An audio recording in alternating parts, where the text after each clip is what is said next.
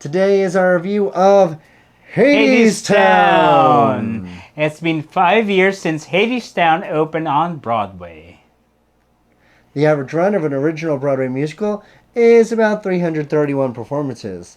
That's about 10 and a half months, folks. Broadway shows generally play 8 performances a week, or about 416 performances per year. Whew!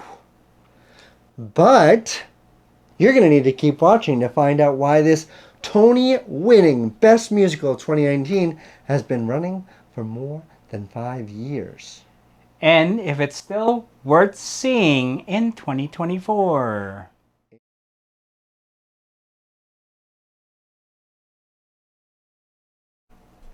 Welcome back to our review on Hadestown, which opened on Broadway in March 2019 to critical acclaim. At the 73rd Tony Awards, Hadestown received 14 nominations and won 8, including Best Musical and Best Original Score. Let's talk about the plot. Hadestown reimagines the Greek myths of Orpheus and Eurydice and Hades and Persephone set in a dystopian world. Orpheus, a poor musician, falls in love with Eurydice, who is lured to the industrial underworld of Hadestown by Hades himself. Determined to save her, Orpheus journeys to the underworld and convinces Hades to let her go. But if Orpheus leads her out without looking back, will he be successful? Who knows? The story also explores the troubled relationship between Hades and Persephone, whose love affects the seasons. The cast. Orpheus was in our production played by Jordan Fisher.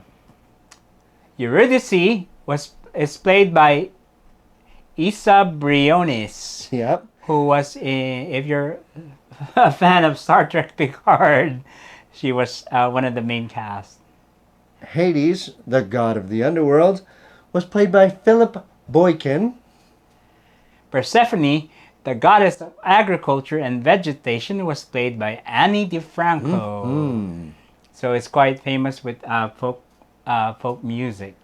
And Hermes, the god of speed and travel, was played by Broadway star John Briones. Yes, that's the father of the person who's playing Eurydice. Yes. So what did you think of the cast? It was good. They were all good singers to begin with. Considering it's a musical, well, it's mostly sang. So Yes. that in itself, if they're good singers, would, catch your attention. I think they also do a great job at holding the audience. They do a good job at playing the characters. I feel like when you're changing out characters like this, you're going to get different versions of the show because they're going to play the god or the human a little bit differently. Right. Let's cut into the music. The music of Hadestown blends modern American folk music with New Orleans-inspired jazz. Yeah, it's pretty interesting. I mean, that's not really my kind of musical, though I like folk music. It drawn me to The vibes show. are very "Oh brother, where art thou?" Right. Kind of a shtick going on throughout there. It was good for me. Again, it's not my kind of music usually, but this worked very Right. well. So we'll flash the titles of the song. Somewhere. Which song stuck to you, though? Way down under the ground. The song that Hades sings was so much fun for me, and hearing something that I know I can hit in my range is so fun for Broadway because they don't really do that a lot. Well, I'm a sucker for duets and love songs, so I like All I've Ever Known. Epic 2 was good too. This is when he was starting to build this epic song. Anything else that stood out to you? I mean, a lot of it was fun. Wait for Me was probably what you're going to hear on the commercials for this. Right. I thought that was the pop song, but I kept seeing, because we've been seeing the trailer, and that's what's used a lot. The Fates were really fun in this. I enjoyed watching them. So Right. anytime that they're singing something, I was in on that. All right, now let's talk about. How it won 8 Tony Awards, and which Tony Awards were those? Of course, the number one coveted for any new musical is the Best Musical and Best Original Score. It also got Best Performance by an Actor in a Featured Role in a Musical, and Andre de Shields won that Tony. He played Hermes? Originally. Hermes. Hermes is the scarf. And if Hermes wants to send me a scarf, I'm open.